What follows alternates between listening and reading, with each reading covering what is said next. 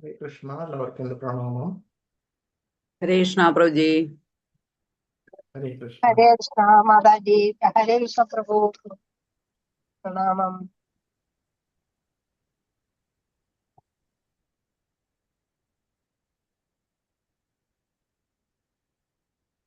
Hare Krishna. Video on ആക്കിക്കോളൂ എല്ലാവരും. ഹരേ Krishna. Attendance link ഇട്ടിട്ടുണ്ട്.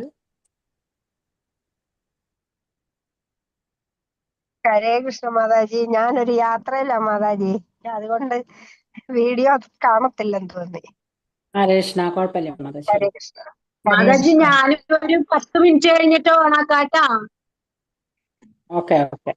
ഹരേ കൃഷ്ണ മാതാജി, ഞാനൊരു 10 മിനിറ്റ് കഴിഞ്ഞിട്ട് ഞാൻ വീഡിയോ ഓണാക്കാം. ഹരേ കൃഷ്ണ.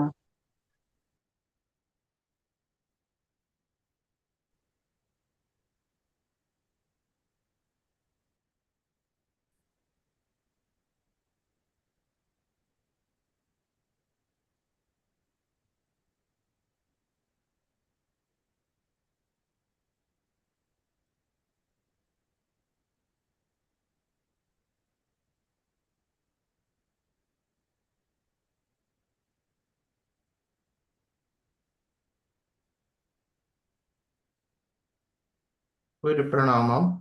ഓം ജ്ഞാനാതിമിരാന്തസ്യ ജ്ഞാനാഞ്ജനാശലാകയ ചക്ഷുരുന്മീലിതം യേന തസ്മൈ ശ്രീഗുരവേ നമഃ. ശ്രീചൈതന്യമനോഭീഷ്ടം സ്ഥാപിതം യേന ഭൂതലേ സ്വയം രൂപകഥാ മഹ്യം ദദാതി സുപദാന്തികം. വന്ദേഹം ശ്രീഗുരോ ശ്രീയുതപദകമലം ശ്രീഗുരുൻ വൈഷ്ണവാംശ്ച ശ്രീരൂപം സാഗ്രജാതം സാഗണരഘുനാഥാന്വിതം തം സജീവം സാദ്വൈതം സാവധൂതം പരിജനസഹിതം കൃഷ്ണചൈതന്യദേവം ശ്രീരാധാകൃഷ്ണപാദാൻ സാഗണലളിതാ ശ്രീവിശാഖാന്വിതാംശ്ച നമ. ഓം വിഷ്ണുപാദായ കൃഷ്ണപ്രേഷ്ഠായ ഭൂതലേ ശ്രീമതേ ഭക്തിവേദാന്ത സ്വാമിനേ ഇതി നാമിനേ. നമസ്തേ സാരസ്വതേ ദേവേ ഗൗരവാണി പ്രചാരിണേ നിർവിശേഷ ശൂന്യവാദി പാശ്ചാത്യദേശധാരിണേ. ഹേ കൃഷ്ണ കരുണാ സിന്ധോ ദീനബന്ധോ ജഗത്പദേ ഗോപേശ ഗോപികാ കാന്ത രാധാകാന്ത നമോസ്തുതേ. തപ്തകാഞ്ചന ഗൗരാംഗീ രാധേ വൃന്ദാവനേശ്വരി വൃഷഭാനുസുതേ ദേവി പ്രണമാമി ഹരിപ്രിയേ. പാഞ്ചാകൽപതരുഭ്യശ്ച കൃപാ സിന്ധുഭ്യ ഏവ ച പതിതാനാം പാവനേഭ്യോ വൈഷ്ണവേഭ്യോ നമോ നമഃ. जय श्री कृष्ण चैतन्य प्रभु नित्यानंद श्री अद्वैत गदाधर श्रीवासादि गौर भक्त वृंदा. हरे कृष्णा कृष्णा कृष्णा हरे हरे हरे राम राम राम हरे हरे. हरे कृष्णा कृष्णा कृष्णा हरे हरे राम राम राम हरे हरे. हरे कृष्णा कृष्णा हरे हरे राम राम राम हरे हरे. हरे कृष्णा. हरे कृष्णा प्रभु जी. हाँ, हाँ।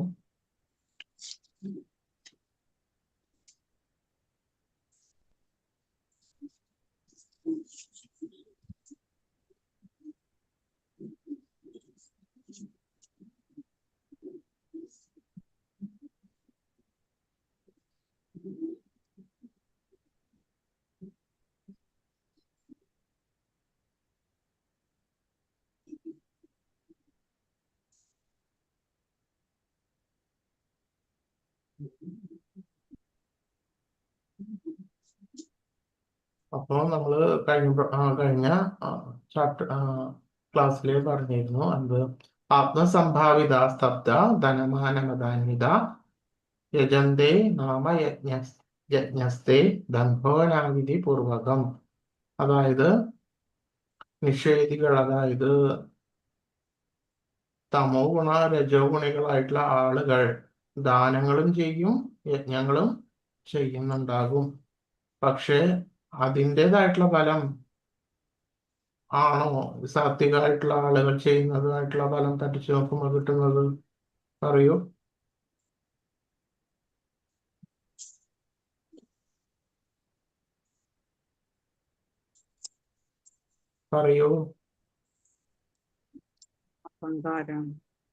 എന്താണ്? എന്ത് തരത്തിലുള്ള ഫലമാണോ അവർക്ക് കിട്ടുക? രജോ ഗുണ തമോ ഗുണികൾ അവര് മനുഷ്യന്റെ തൃപ്തിക്ക് വേണ്ടിയിട്ട് ആണ് അതായത് മറ്റുള്ളവരെ കാണിക്കാൻ വേണ്ടിയിട്ടാണ് അവര് ഇതെല്ലാം ചെയ്യുന്നത്. അത് മാത്രമല്ല സ്വന്തം അഭിമാനം, ഡംബ് ഇതൊക്കെ പ്രദർശിപ്പിക്കാൻ വേണ്ടിയിട്ടാണ് ചെയ്യുന്നത്. പക്ഷെ സാത്വിക ഗുണപ്രധാനികള് ഭഗവാന് വേണ്ടിയിട്ടാണ് അത് ചെയ്യുന്നത്. അപ്പൊ അത് തമ്മിൽ വളരെ വളരെയധികം വ്യത്യാസമുണ്ട്.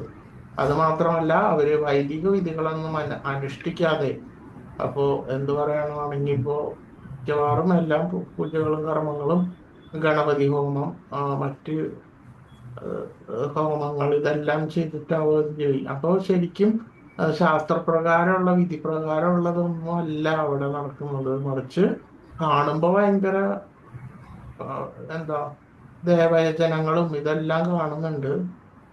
വളരെയധികം അലങ്കരിച്ചിട്ടുണ്ടാവും, ഒരു പൂജകൻ ഉണ്ടാവും, കാണാനും നല്ല രീതിയിലൊക്കെ ഭംഗിയായിട്ട് ഒക്കെ വന്നിട്ടുണ്ടാവും, നല്ല രീതിയിൽ. പക്ഷെ എന്തില്ല അവിടെ? ഭക്തിയില്ല. മാത്രല്ല ഈ പറഞ്ഞ ഈ പൂജ ഹോമം ചെയ്യുന്ന ആള് മര്യാദക്ക് അത് പഠിച്ചിട്ടും കൂടി ഉണ്ടാവില്ല ശരിയായിട്ടുള്ള രീതിയിൽ. ശരിയാവണ്ണം അവർക്ക് അത് അറിയില്ല ചെയ്യാൻ. പക്ഷെ അത് ആർക്കറിയില്ല? തൊഴാൻ വരുന്ന ആൾക്കാർക്ക് അറിയോ? അറിയില്ല. അവര് ചെയ്യണ ഗണപതി ഹോമവും മറ്റ് ദേവപൂജകളെല്ലാം കറക്റ്റ് ആണോന്ന് തൊഴാൻ വരുന്ന ആൾക്കാർക്ക് അറിയോ? അറിയില്ല. അറിയില്ല. അപ്പോ അത് ഭഗവാന് മാത്രമേ അറിഞ്ഞുള്ളൂ. അതാണ് ഇപ്പോഴത്തെ കഥ. അപ്പോൾ ഇത്തരത്തിലുള്ള ശാസ്ത്രവിധികളൊക്കെ അനുസരിക്കാതെ ഇത്തരത്തിലുള്ള യജനങ്ങളും യജ്ഞങ്ങളും എല്ലാം അനുഷ്ഠിക്കുന്നുണ്ട് എന്ന് ഭഗവാൻ അന്നേ പറഞ്ഞു വെച്ചിട്ടുണ്ടായിരുന്നു. കണ്ടോ?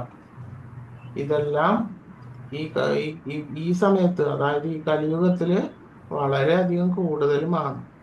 ഇപ്പൊ നമ്മൾ പോകുന്ന ഈ ക്ഷേത്രങ്ങളിലും ഈ ഇങ്ങനെയുള്ള പ്രാർത്ഥനാ വേദികളിലും ഇത്തരത്തിലുള്ള ആളുകൾ കൃത്യമായിട്ടെല്ലാം പഠിച്ചിട്ടാണോ ചെയ്യുന്നത് എന്നുള്ളതൊന്നും യാതൊരു ഉറപ്പും ഇല്ല ശരിക്കും പറയുകയാണെങ്കിൽ. പക്ഷെ അത് മാത്രമല്ല, എല്ലാവരും ഒരേപോലെയൊന്നുമല്ല. ചിലവര് നല്ലവണ്ണം പഠിച്ചിട്ടായിരിക്കും ചെയ്യുന്നത്, നല്ല കൃത്യമായിട്ട്. ചിലവര് ഇതൊന്നും ചെയ്യാതെയാണ് ചെയ്യുന്നത്. അത് മാത്രമല്ല, അവര് വെറുതെ പഠിച്ചു എന്ന് പറഞ്ഞിട്ട് കാര്യമില്ല. എല്ലാ ദിവസവും അനുഷ്ഠിക്കേണ്ട നൈമിത്തിക കർമ്മങ്ങൾ ഇവർ ചെയ്തു കഴിഞ്ഞാലേ ഈ ദേവപൂജകൾ ചെയ്യുന്നതിനുള്ള ഫലം കിട്ടുള്ളൂ. അപ്പോൾ അതാണ് പറയുന്നത്, ശരിയായിട്ടുള്ള വൈദിക വിധികളൊന്നും അനുസരിക്കാതെ ആണ് ഇത്തരത്തിലുള്ള യജ്ഞങ്ങൾ അനുഷ്ഠിക്കുന്നത് എന്ന് പറയുന്നത്.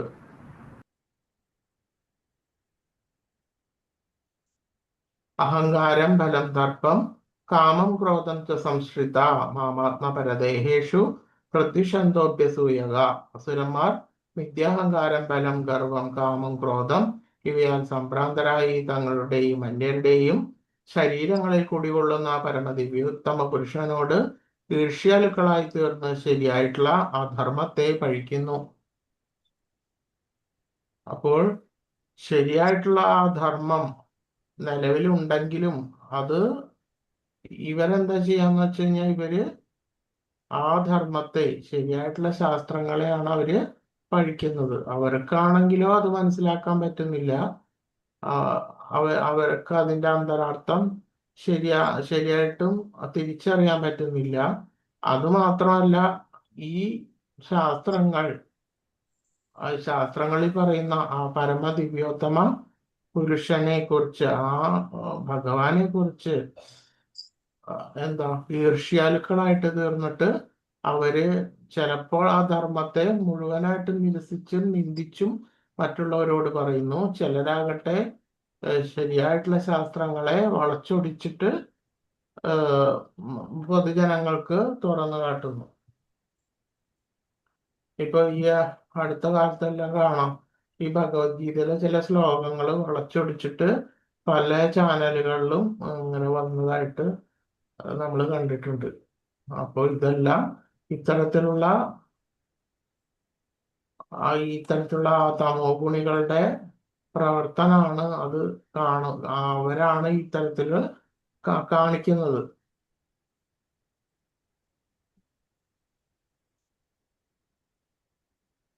താനേഹം ദിശത ക്രൂരാൻ സംസാരേഷു നരാധമാൻ ക്ഷിപാമ്യജസ്രശുഭാനാസുരീക്ഷേവയോനിഷു. ഈർഷ്യാലുക്കളും ദുർബുദ്ധികളുമായ ഈ മനുഷ്യാധമന്മാരെ ഭൗതിക ജീവിത സാഗരത്തിലെ അസുരയോനികളിൽ തന്നെ ഞാൻ വീണ്ടും വീണ്ടും ജനിപ്പിക്കുന്നു.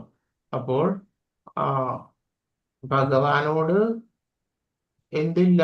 ആശ്രിതത്വമില്ല, ഭക്തിയുമില്ല. മറിച്ച് അവർക്ക് എന്താണുള്ളത്? ഈർഷ്യാലുക്കളായിട്ടുള്ള ആളുകളാണ്. അതായത് ഭഗവാനെ സാധാരണ ഒരു ചരിത്ര പുരുഷനായിട്ടൊക്കെ അവര് തരം താഴ്ത്തുന്നു.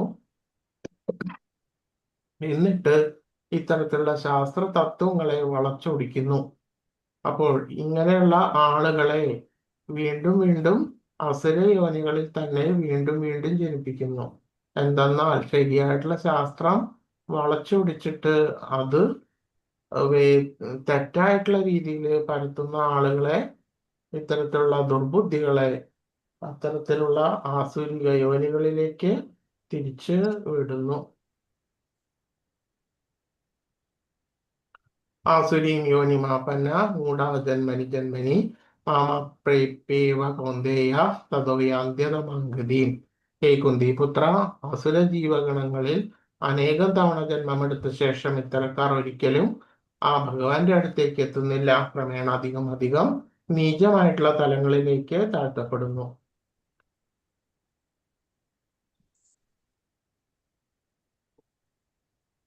അസുര സ്വഭാവികളുടെ വിധി, അവർ നരകത്തിലേക്ക് പോകുന്നു. ഈ നരകത്തിലേക്ക് പോകാൻ കാരണക്കാരാണ്?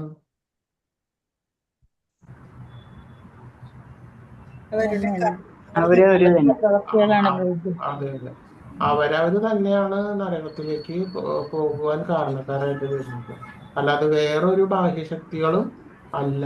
അവരവര് തന്നെ എടുക്കുന്ന ആ തീരുമാനത്തിന്റെ അടിസ്ഥാനത്തിലാണ് ഓരോരുത്തരുടെയും വിധി നിർണയിക്കുന്നത്. ഒരിക്കലും എൻ്റെ അടുത്തേക്ക് എത്തുന്നില്ല എന്നതിന്റെ അർത്ഥം എന്താണ്? അവർ ഒരിക്കലും സഞ്ചിതമായിട്ടുള്ള ആ പാപകർമ്മങ്ങളിൽ കൂടി അവരുടെ ജീവിതം മുന്നോട്ട് നീക്കുമ്പോൾ എന്താണ്, ശരിയായിട്ടുള്ള ശാസ്ത്രങ്ങളോ ഭഗവാന്റെ മാർഗമോ അറിയുന്നില്ല. അതുകൊണ്ട് തന്നെയും അവർ ഭഗവാന്റെ അടുത്തേക്ക് എത്തുന്നില്ല. ഭഗവാൻ കരുണാമൂർത്തിയായിരിക്കണമെന്നതിനാൽ അവർക്ക് എന്താണ് പ്രതീക്ഷ? അവർക്ക് പ്രതീക്ഷ എന്ന് പറഞ്ഞാല് സഞ്ചിതമായിട്ടുള്ള പുണ്യകർമ്മങ്ങൾ കൊണ്ട് ഇത്തരത്തിൽ ഉള്ള പാപകർമ്മങ്ങളെ മാറ്റിയെടുത്തിട്ട് സത്വഗുണത്തിലേക്ക് എത്തിയതിനു ശേഷം മാത്രമേ ശരിയായിട്ടുള്ള ആ വിശുദ്ധ സത്വഗുണം, അതായത് കൃഷ്ണാബോധത്തിലേക്ക് എത്തുവാൻ സാധിക്കുകയുള്ളൂ. അതായത് നമ്മളുടെ തീരുമാനം എന്തായിരിക്കണം?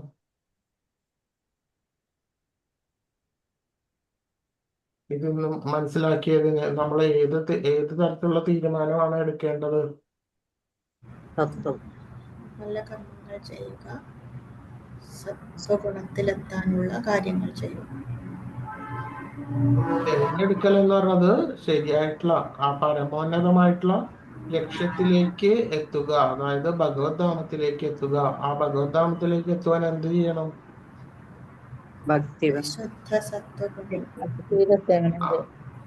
വിശുദ്ധ സത്വഗുണത്തിലേക്കാണ് എത്തുന്നത്. സത്വഗുണം വിശുദ്ധ സത്വഗുണം തമ്മിലുള്ള വ്യത്യാസം എന്താണ്? സത്വഗുണത്തിനും മേലെയാണ് വിശുദ്ധ സത്വഗുണം. ആ വിശുദ്ധ സത്വഗുണത്തിന്റെ ശരിയായിട്ടുള്ള ഉദാഹരണം എന്താ?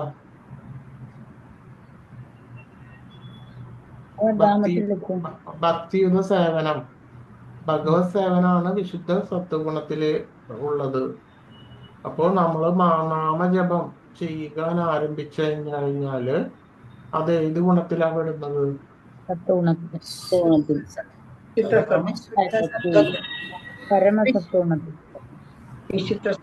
വിശുദ്ധ സത്വഗുണത്തിലാണ് എത്തുന്നത്. നാമജപം വിശുദ്ധ സത്വഗുണത്തിലാണുള്ളത്. അത് അതീന്ദ്രിയമാണ്. അപ്പൊ അതിന്റെ കർമ്മഫലം അതീന്ദ്രിയമാണ്. അത് ഭഗവാന്റെ നാമത്തിലേക്കാണ്, ഭഗവാനിലേക്കാണ് ചെന്നെത്തുന്നത്.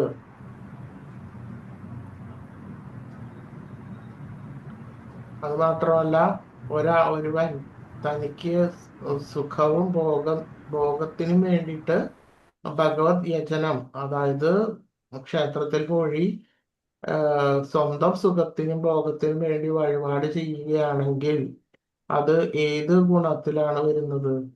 രജോഗുണത്തിൽ. രജോഗുണത്തിലാണോ വരുന്നത്?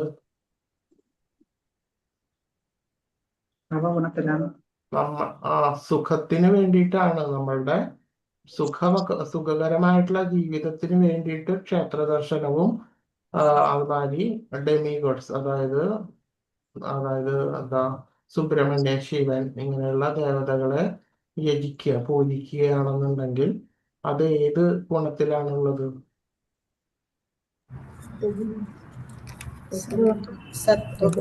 സത്വഗുണത്തിലാണ് ഉള്ളത്. സത്വഗുണത്തിലാണ് ഉള്ളത്. അങ്ങനെയെല്ലാം വളരെ വ്യക്തമായിട്ട് നമ്മൾ അറിയണം ഏത് ഗുണത്തിലാണ് എന്തിലാണ് എന്നുള്ളത്. അതേപോലെ തന്നെ ഒരുവൻ മറ്റുള്ളവരെ കാണിക്കുവാൻ വേണ്ടിയിട്ട് ഗർവോട് കൂടിയിട്ട് അതുമായി ദേവഹിതം, അതായത് ശാസ്ത്രവിഹിതമല്ലാതെ പൂജകളും ദാനങ്ങളും യജ്ഞങ്ങളും ചെയ്യുകയാണെന്നുണ്ടെങ്കിൽ അത് ഏത് ഗുണത്തിലാണ് പെടുന്നത്? രജോഗുണം. അതാണ് രജോ ഗുണത്തിൽ പെടുന്നത്.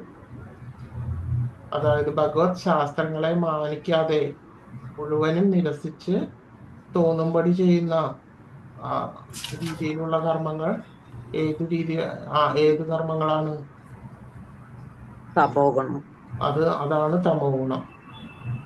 അങ്ങനെ ഓരോരോ കർമ്മങ്ങളും നമ്മൾ വേർതിരിച്ച് അറിയേണ്ടതുണ്ട്.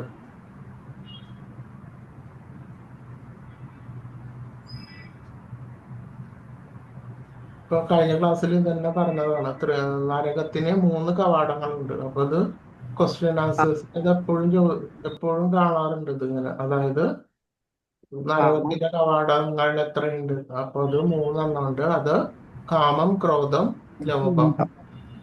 അപ്പൊ ബുദ്ധിയുള്ള എല്ലാവരും ഇവയെ ഉപേക്ഷിക്കണം, കാരണം അവ ആത്മാവിന്റെ അധഃപതനത്തിലേക്ക് വഴിതെളിക്കും.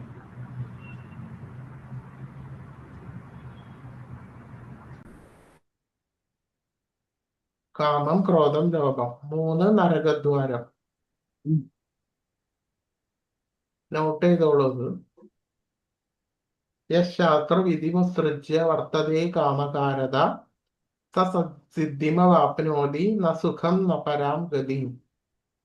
ശാസ്ത്രവിഹിതങ്ങളായിട്ടുള്ള വചനങ്ങളെ കണക്കിലെടുക്കാതെ തന്നിഷ്ടം പോലെ പ്രവർത്തിക്കുന്നവർക്ക് പരിപൂർണതയോ പരമലക്ഷ്യപ്രാപ്തിയോ സുഖം പോലുമോ നേടാനാവില്ല. ശാസ്ത്രവിഹിതമായിട്ടുള്ള വചനം കണക്കിലെടുക്കാത്ത എന്ന് പറഞ്ഞു കഴിഞ്ഞാല് ശാസ്ത്രങ്ങൾ എവിടുന്നാണ് ഉത്ഭവിച്ചിട്ടുള്ളത്?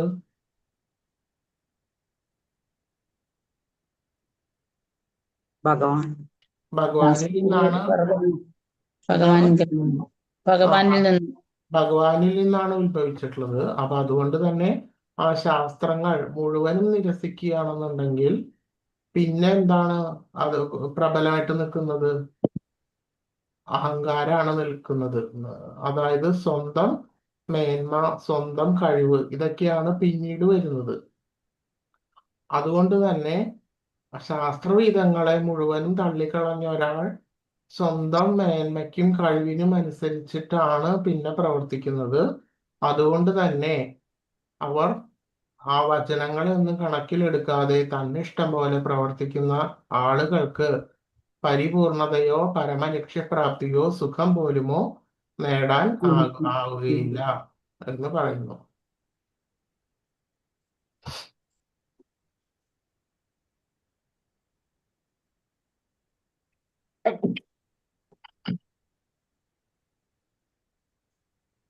തസ്മാത് ശാസ്ത്രം പ്രമാണം തേ കാര്യകാര്യവ്യവസ്ഥിതൗ ജ്ഞാത്വാ ശാസ്ത്രവിധാനോക്തം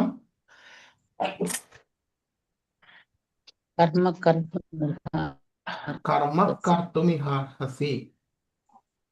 അപ്പോൾ എന്ത് ചെയ്യണം, എന്ത് ചെയ്യാൻ പാടില്ല എന്ന് ധർമ്മശാസ്ത്രങ്ങളുടെ അടിസ്ഥാനത്തിൽ ഒരാൾ മനസ്സിലാക്കണം. ഈ നിയമ നിബന്ധനകൾ പഠിച്ചറിഞ്ഞ ശേഷം മാത്രം പ്രവർത്തിക്കുക. തന്മൂലം ക്രമേണ ഉന്നതി പ്രാപിക്കും. അപ്പോൾ ഭഗവാൻ കൃത്യമായിട്ട് പറയാണ്, തോന്നുംപടി നമ്മുടെ തന്നിഷ്ടപ്രകാരം ഒന്നും എന്ത് ചെയ്യാൻ പറ്റില്ല, എന്ത് ചെയ്യാൻ പറ്റില്ല? കർമ്മങ്ങൾ ഏ? യജ്ഞം ഭക്തി ചെയ്യാൻ പറ്റില്ല. ഭക്തി ചെയ്യാൻ പറ്റില്ല. ഭക്തി എന്ന് പറയുമ്പോൾ നമ്മൾ വിചാരിക്കും വളരെ ലളിതമായിട്ടുള്ള ഒരു പ്രക്രിയയാണ് ഭക്തി എന്നുള്ളത്.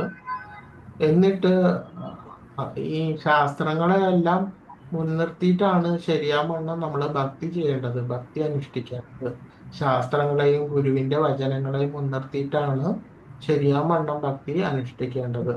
അതല്ലാതെ ഇതെല്ലാം തള്ളിക്കളഞ്ഞിട്ട് ഉള്ള ഭക്തി ഒരിക്കലും ശരിയായിട്ടുള്ള ഭക്തി അല്ല. അത് അവനവന്റെ അഹങ്കാരത്തിന് മാത്രം, അതായത് മറ്റുള്ളവരെ കാണിക്കാൻ വേണ്ടിയിട്ടുള്ള ഷോനസ്, അവരെ പ്രീതിപ്പെടുത്തുവാൻ, മറ്റുള്ളവരുടെ മുന്നിൽ വെച്ചിട്ട് നമ്മള് ഉത്തമനാണ് എന്ന് കാണിക്കുവാൻ വേണ്ടിയിട്ടുള്ള വെറുതെ ഒരു നാടകം, ഒരു ഡ്രാമ മാത്രമായിരിക്കും ഭക്തി എന്ന് പറയുന്നത്. അതുകൊണ്ട് തന്നെ എല്ലാം അറിഞ്ഞിരിക്കുന്ന ആ ഭഗവാൻ, ഭഗവാന്റെ ഗുരു ആരായിരുന്നു? ശ്രീകൃഷ്ണൻ അവതാരം എടുത്തപ്പോ സാന്ദീപനി സാന്ദീപനി മഹർഷിയുടെ അടുത്തുനിന്നാണ് അദ്ദേഹം വേദങ്ങളും ശാസ്ത്രങ്ങളും എല്ലാം പഠിച്ചത്. ശരിയാവണ്ണ ആ ഭഗവാന് ഇതെല്ലാം പഠിക്കേണ്ടതായിട്ടുള്ള ആവശ്യമുണ്ടോ?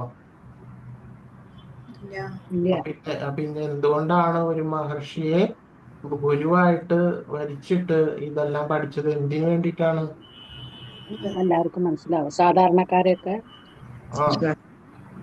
ശ്രേഷ്ഠന്മാരുടെ ചര്യകളാണ് നമ്മൾ മാതൃകയാക്കേണ്ടത്. അതായത് ശ്രേഷ്ഠനായിട്ടുള്ള ആ ഭഗവാന്റെ ചര്യ, ആ ഭഗവാൻ നമ്മൾക്ക് കാണിച്ചു തരികയാണ്.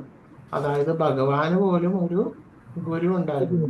അപ്പൊ അത്രയും നിസ്സാരനായിട്ടുള്ള നമ്മൾക്ക് എങ്ങനെയാണ് തോന്നുമ്പടിയിട്ട് ഈ ഇങ്ങനെ ഭക്തിയോ മറ്റ് ശാസ്ത്രങ്ങളോ ഒന്നിന്റെയും പിൻബലം ഇല്ലാതെ ഒരു ആധ്യാത്മികതയിലേക്ക് കടക്കാം എന്നുള്ളത് നമ്മൾ എപ്പോഴും ചിന്തിക്കേണ്ടതാണ്. അതുകൊണ്ട് തന്നെ ശരിയായിട്ടുള്ള ശാസ്ത്രങ്ങളുടെ പിൻബലത്തോടു കൂടി മാത്രമേ, ശരിയാവണ്ണം ഗുരുവചനങ്ങളുടെ അടിസ്ഥാനമാക്കി മാത്രമേ ഒരുവൻ ഭക്തി ചെയ്യുവാൻ വേണ്ടിയിട്ട് പാടുള്ളൂ. ശരിയായിട്ടുള്ള ശാസ്ത്രങ്ങൾ അനുസരിച്ച് മാത്രം ഭക്തി ചെയ്യുക. അതേപോലെ തന്നെ വേദശാസ്ത്രങ്ങൾ അനുസരിച്ചിട്ടുള്ള കാര്യങ്ങളെല്ലാം, കർമ്മങ്ങളും എല്ലാം തന്നെ ആ ശാസ്ത്ര അനുസാരം മാത്രമേ പാടുകയുള്ളൂ. അതല്ലാതെ ചെയ്യുന്നവർക്ക് എന്തായിരിക്കും ഫലം? തോന്നുമ്പടി ചെയ്യുന്ന ആൾക്കാര് എങ്ങനെയുള്ളവരായിരിക്കും? രജോ ഗുണ തമോ ഗുണികളായിരിക്കും. അവർ ശരിയായിട്ടുള്ള ഒരു സ്ഥലത്തേക്കല്ല പോകുന്നത്.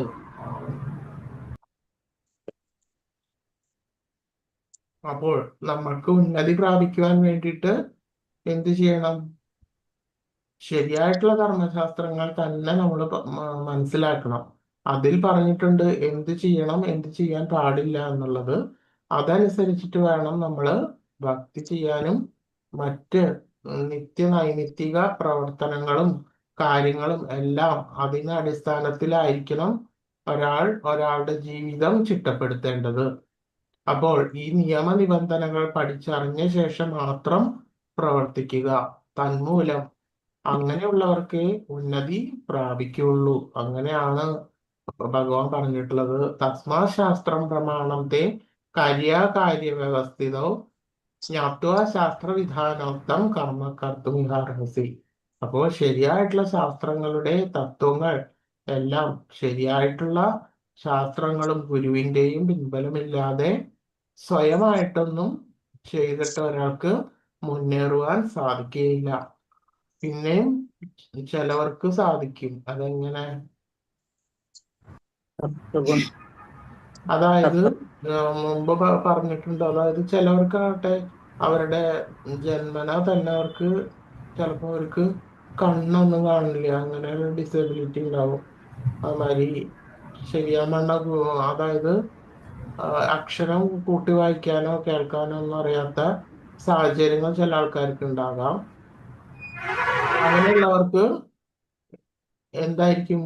ശരിയായിട്ടുള്ള ശാസ്ത്രങ്ങളൊന്നും ചിലപ്പോൾ അവർക്ക് ആഗ്രഹം ഉണ്ടായിരിക്കും, പക്ഷെ അത് തീരെ ദരിദ്രരായിട്ടുള്ള പാമരന്മാരായിട്ടുള്ള ആളുകൾ അങ്ങനെ ഒരു ജീവിത സാഹചര്യത്തിൽ വന്നിട്ടുള്ള ആളുകളായിരിക്കാം. പക്ഷേ അവർക്കും കൂടി ഉന്നതിക്കുള്ള മാർഗമുണ്ട്. എങ്ങനെ? ഭഗവത് സേവനത്തിൽ. ഭഗവത് സേവ എങ്ങനെ ചെയ്യണം? ശരിയായിട്ടുള്ള ഒരു ഗുരുവിൽ നിന്ന് ആ ഗുരുവിന്റെ സേവ ചെയ്തിട്ട് ആ ഗുരുവിൽ നിന്ന് ഉള്ള വചനങ്ങളെ മനസ്സിലാക്കി ഇട്ട് അവർക്കും ഭഗവാനിലേക്ക് എത്തിച്ചേരാൻ സാധിക്കും. അപ്പൊ ശരിയായിട്ടുള്ള ഗുരുവിന്റെ സേവയോട് കൂടിയിട്ട് ശരിയായിട്ടുള്ള ഗുരുവിനെ തെരഞ്ഞെടുത്ത് ആ ഗുരുവിൽ നിന്ന് കേൾക്കുന്ന ആ വാക്യങ്ങൾ അനുസരിച്ച് ജീവിതം ചിട്ടപ്പെടുത്തിയിട്ടും ആളുകൾ ഭഗവദ്ധാമത്തിലേക്ക് എത്തുന്നു. അപ്പൊ അവരൊരിക്കലും ചിലപ്പോൾ ഒരു ഗ്രന്ഥങ്ങളോ ശാസ്ത്രങ്ങളോ ഒന്നും തന്നെ തുറന്നു നോക്കണമെന്ന് നിർബന്ധമൊന്നുമില്ല. അതായത് അവർക്ക് അതിനുള്ള പരിജ്ഞാനമൊന്നും അവർക്ക് ചിലപ്പോൾ ഉണ്ടാവുകയില്ല. എങ്കിൽ പോലും ആ ഗുരുവിൽ നിന്നുള്ള ആ വചനങ്ങളെല്ലാം മനസ്സിലാക്കിയിട്ട് അവരും ഭഗവാന്റെ ധാമത്തിലേക്ക് എത്തിപ്പെടുന്നു. അത് ആ ഗുരുവിനെ തെരഞ്ഞെടുക്കുന്നത് എന്ന് പറയുന്നത് വളരെ പ്രാധാന്യമായിട്ടുള്ള കാര്യമാണ്. ശരിയായിട്ടുള്ള ഗുരുവിനെയും ശരിയായിട്ടുള്ള ശാസ്ത്രവും നമ്മളാണ് തിരഞ്ഞെടുക്കേണ്ടത്.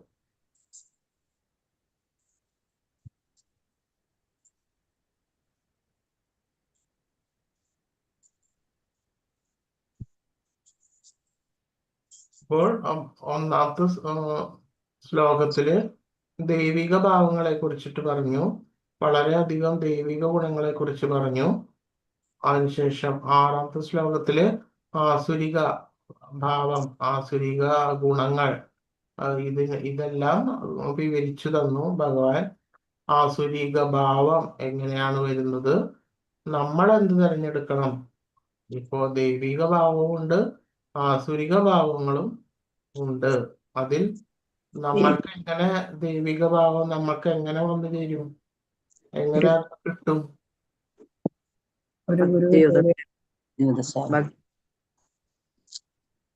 ഇപ്പൊ നമുക്ക് വ്യക്തമായിട്ട് 25-24 ഗുണങ്ങൾ പറഞ്ഞിട്ടുണ്ട്. അപ്പൊ അത് നമുക്ക് വ്യക്തമായിട്ട് അറിയില്ല എന്തൊക്കെ ഗുണങ്ങളാണ് എന്നുള്ളത്, അത് ഏതൊക്കെ എങ്ങനെയൊക്കെ വന്നു ചേരും. അപ്പൊ അതാണ് ശരിയായിട്ടുള്ള ശാസ്ത്രങ്ങൾ തിരഞ്ഞെടുക്കുക, വായിക്കുക, ആ ഗുരുവിൽ നിന്നുള്ള വചനങ്ങൾ നമ്മൾ താഴ്മയോടുകൂടിയ അദ്ദേഹത്തിൽ നിന്നും മനസ്സിലാക്കുക പറഞ്ഞത്.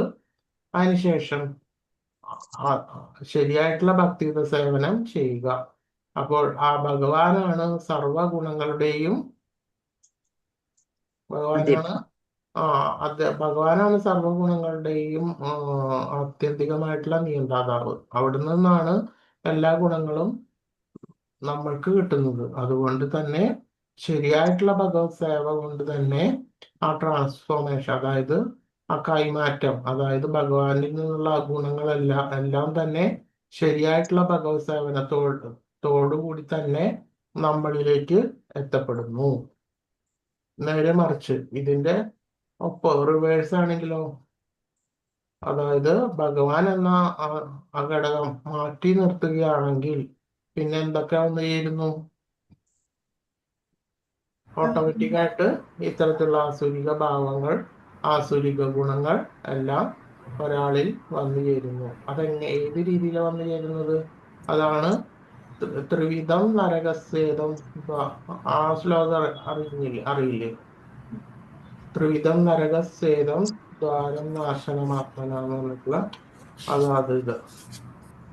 അതായത് ശരിയായിട്ടുള്ള ഭഗവത് സേവനം ചെയ്യാത്ത ഒരു വ്യക്തിക്ക് വന്നു ചേരുന്ന രീതികളാണ്. അതായത് കാമം, ക്രോധം, ലോഭം. അതായത് ഭഗവത് ഘടകം ഭഗവാനെ തന്നെ മാറ്റി നിർത്തുകയാണെങ്കിൽ അജ്ഞരായിട്ടുള്ള ആളുകൾ, ചില ആളുകൾ എന്ത് ചെയ്യും? വളരെയധികം കമ്മ്യൂണിറ്റിയിൽ ഇറങ്ങി, അതായത് പൊതുസമൂഹത്തിൽ ഇറങ്ങിയിട്ട് വളരെയധികം ജനനന്മകൾ ഇങ്ങനെ ചെയ്തുകൊണ്ടേയിരിക്കുന്നതായിട്ട് കാണാൻ പറ്റും. അതായത് കുറെ നല്ലവരായിട്ടുള്ള ആൾക്കാരുടെ അടുത്തുനിന്ന് ഫണ്ടെല്ലാം പിരിച്ചിട്ട് തീരെ ഇല്ലാത്ത ആൾക്കാർക്ക് ഇങ്ങനെ കൊടുക്കുന്നതായിട്ട് കാണാൻ വേണ്ടി സാധിക്കും. പക്ഷെ അവർക്ക് മേ ബി ചിലവർക്ക് കുറെ പേർക്കൊന്നും പാഷണ്ഡികളായിരിക്കും. അതായത് അവർക്ക് ഭഗവാൻ എന്നായിട്ടുള്ള അതില്ല. പക്ഷെ അവര് ഇത്തരം നന്മകൾ ചെയ്യുന്നുണ്ടാകാം. എങ്കിൽ പോലും അവർക്ക് എന്തുണ്ടാകും? അവര് നാശത്തിലേക്ക് ആയിരിക്കും വരുന്നത്. അതായത് ഒരു എങ്ങനെയാണ് അവർ ആ നാശത്തിലേക്ക് വരുന്നത്? പറയുമ്പോ അവരെല്ലാവർക്കും ദാനം ചെയ്യുന്നുണ്ട്, കമ്മ്യൂണിറ്റി ജനങ്ങളെ നല്ല രീതിയിൽ സേവിക്കുന്നുണ്ട്.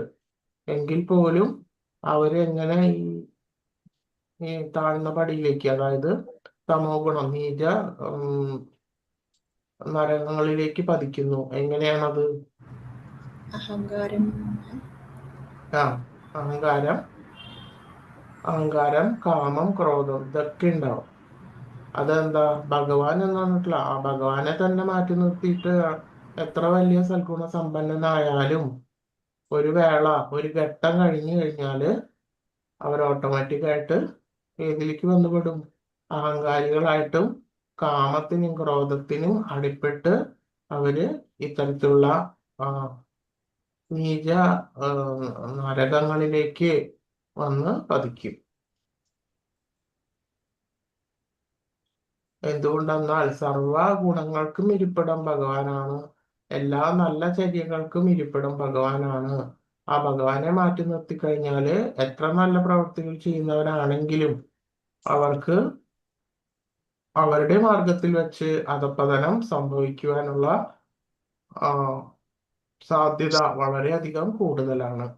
അപ്പോ എന്താ ഉണ്ടാവണെന്ന് വെച്ചാൽ ഇങ്ങനെയുള്ള ആളുകൾ വളരെയധികം സേവനം ചെയ്യുന്നവരായിരിക്കാം. അവരങ്ങനെ ചെയ്തുകൊണ്ടിരിക്കുകയാണെങ്കിൽ ചിലപ്പോ അവർക്കെതിരെ ആര് വരും? ഈ ജനങ്ങൾ തന്നെ ചിലപ്പോ ഇടയ്ക്ക് ഇങ്ങനെ ഗോസിപ്പുകളൊക്കെ ഉണ്ടാവും. അയാള് കുറെ ഫണ്ട്സ് ഒക്കെ അവരുടെ സ്വന്തം കാര്യങ്ങൾക്കെല്ലാം വേണ്ടി എടുക്കുകയാണ് എന്നുള്ള രീതിയിലൊക്കെ പറയുകയാണെന്നുണ്ടെങ്കിൽ ഈ പറഞ്ഞ ആൾക്ക് എന്തുണ്ടാവും? ക്രോധം ഉണ്ടാവും, അവർക്ക് ക്രോധം ഉണ്ടാവും. എന്തായാലും അവർക്ക് ക്രോധം ഉണ്ടാവും. പക്ഷെ ഈ ഒരു പ്രവൃത്തി ഒരു ഭക്തനാണ് ചെയ്യുന്നെന്നുണ്ടെങ്കിൽ എന്തുണ്ടാകും? അത് ഭഗവാനെ സമർപ്പിച്ച് ആ എന്ന് പറഞ്ഞു കഴിഞ്ഞാൽ എല്ലാം ഭഗവാനിൽ സമർപ്പിച്ച് ചെയ്യുകയാണെന്നുണ്ടെങ്കിൽ ആ അതുണ്ടാകില്ല. പക്ഷെ അതല്ലാത്തവന് എന്തുവരും? ക്രോധം വരും. അത് മാത്രമല്ല, വളരെയധികം സമ്പത്ത് കണ്ടു കഴിഞ്ഞാല് ഒരു ഭക്തനല്ലാത്തവന് അത്യാർത്തി വരും. ഭക്തനായിട്ടുള്ള ആള് എന്ത് ചെയ്യും? സർവ സത്തും ഭഗവാൻ നമ്മളെ ഒരു ഘടകമാക്കിയിട്ടാണ് ഇതെല്ലാം ചെയ്യുന്നത് എന്നുള്ള ഒരു രീതിയാണ് ശരിയായിട്ടുള്ള ഭഗവത് സേവ ചെയ്യുന്ന ഒരാൾക്ക് വരുന്നത്. അതാണ് ഒരു ഭക്തനും ഒരഭക്തനും ഒരു ജനസമൂഹത്തിലേക്ക് ഇറങ്ങിയിട്ട് നന്മ ചെയ്യുകയാണെങ്കിൽ അവർക്ക് വരുന്ന ആ മാനസിക നിലയുടെ രീതിയാണ് ഞാൻ ഈ പറയുന്നത്. അപ്പോ ഒരഭക്തനാണെന്നുണ്ടെങ്കിൽ ആഗ്രഹങ്ങൾ വരും. അതായത് കുറെ അധികം ധനം വന്നു കഴിഞ്ഞാല് അയാൾക്കും പിന്നെ ഇരിക്കപ്പുറതി ഉണ്ടാവില്ല. അവരും കുറെ ഫണ്ട്സ് ഒക്കെ അവരും കൊടുക്കും. അതിൽ പിന്നെയും വന്നു ചേരുകയാണെന്നുണ്ടെങ്കിൽ വളരെയധികം അത്യാർത്ഥികളും വന്നു ചേരും. അവർക്കെതിരെ ആരെങ്കിലും പറയുകയാണെന്നുണ്ടെങ്കിൽ ക്രോധം വന്നിട്ട് അയാള് നാശത്തിന്റെ പടുകുഴിയിലേക്ക് എത്തും. നേരെ മറിച്ച് ഒരു ഭക്തനാണ് ഇത്തരത്തിലുള്ള ഒരു കർമ്മം ചെയ്യുകയാണെന്നുണ്ടെങ്കിൽ എല്ലാം തന്നെ ആ ഭഗവാന് സമർപ്പിച്ചിട്ട് ആ ഭഗവാൻ ഭഗവാനാണ് സർവ്വതും ചെയ്യുന്നത്. ഞാൻ വെറും ഒരു എന്താ ഒരു എന്താ നിമിത്തം, അതായത് ഒരു നിമിത്തം എന്നുള്ള നിലയിൽ കർമ്മം ചെയ്യും. ഒരു വേള അതിൽ ചിലപ്പോ അത് സക്സസ് ആയില്ലെങ്കിൽ പോലും ജയത്തിലോ പരാജയത്തിലോ ഒന്നും തന്നെ ഒരു ഭക്തൻ തളരുന്നില്ല. മറിച്ച് ഒരു അഭക്തനാണെന്നുണ്ടെങ്കിൽ ചിലപ്പോൾ എന്തായിരിക്കും? താഴ്ന്ന തലങ്ങളിലേക്ക് എത്തിപ്പെടാം. അതാണ് ഒരു ഭക്തനും ഒരു അഭക്തനും ഒരു കർമ്മം ചെയ്യുമ്പോൾ വന്നു ഭവിക്കാവുന്ന സംഗതികൾ.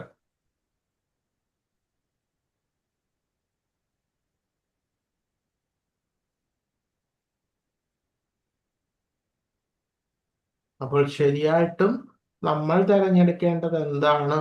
അപ്പൊ ഇത്രയെല്ലാം പറഞ്ഞു കേട്ടിട്ട് നമ്മളാണ് ഡിസൈഡ് ചെയ്യുന്നത്. അതായത് അതാണ് പറഞ്ഞത്. അതായത് ഭഗവാൻ പറയുന്നില്ല എന്ത് ഇത് തന്നെ നമ്മൾ ഫോളോ ചെയ്യണമെന്ന് ഭഗവാൻ പറയുന്നില്ല.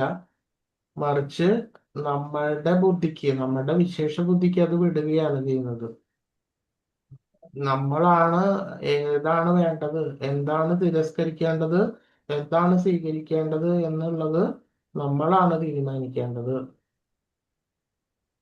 അതാണ് തെരഞ്ഞെടുക്കൽ. അതിനുശേഷം പരമോന്നത ലക്ഷ്യസ്ഥാനത്തേക്കുള്ള ഭഗവാന്റെ ധാമത്തിലേക്കുള്ള ആ മാർഗം, അതായത് ശരിയായിട്ടുള്ള ജ്ഞാനം മനസ്സിലാക്കിയിട്ട് വിവേകപൂർണമായിട്ട് ആ ദൈവിക ഭാവവും ആസുരിക ഭാവവും വിവേചിച്ചറിഞ്ഞിട്ട് ശരിയായിട്ടുള്ള ജ്ഞാനവും ശാസ്ത്രവും മനസ്സിലാക്കിയിട്ട് ശരിയായിട്ടുള്ള തെരഞ്ഞെടുപ്പ് നടത്തിയിട്ട് ശരിയായിട്ടും ഉള്ള ഭഗവത് സേവനം, ആ ഭക്തിയുത സേവനം നടത്തിയിട്ട് ആ ലക്ഷ്യസ്ഥാനത്തിലേക്കുള്ള ആ മാർഗം, ആ യാത്രയാണ് നമ്മൾ ഈ അധ്യായത്തിൽ പഠിച്ചിട്ടുള്ളത്. അതാണ് ഈ അധ്യായത്തിൽ മനസ്സിലാക്കിയിട്ടുള്ളത്.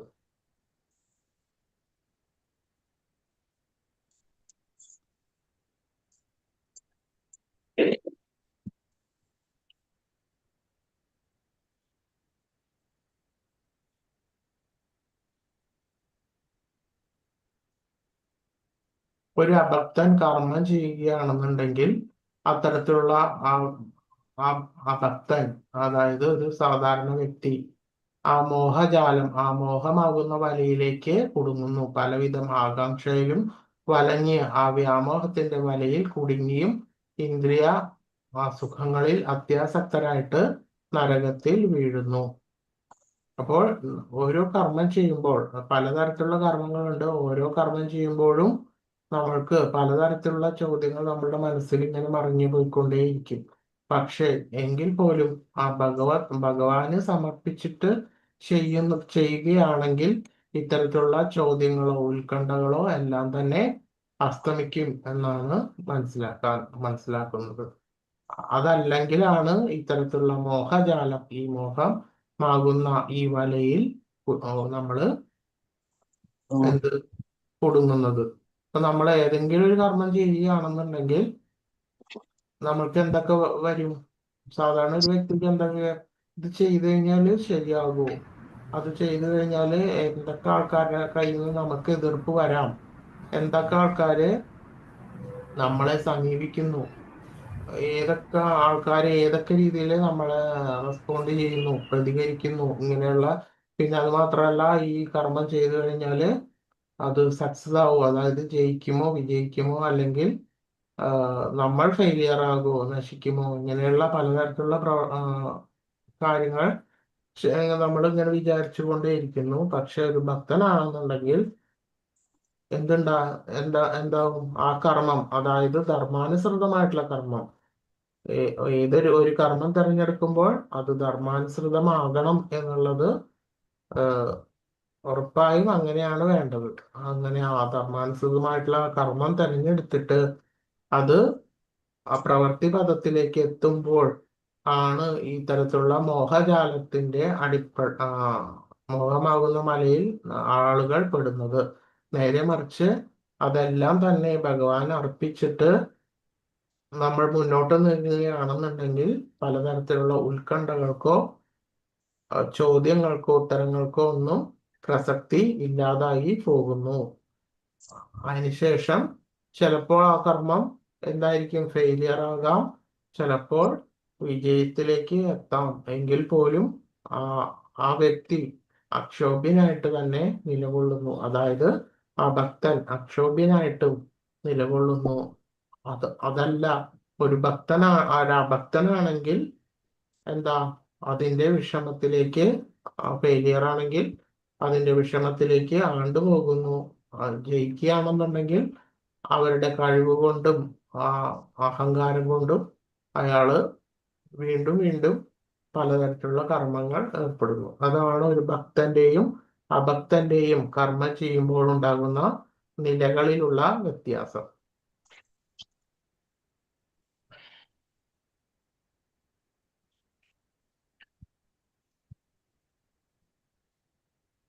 ഹരേ കൃഷ്ണ.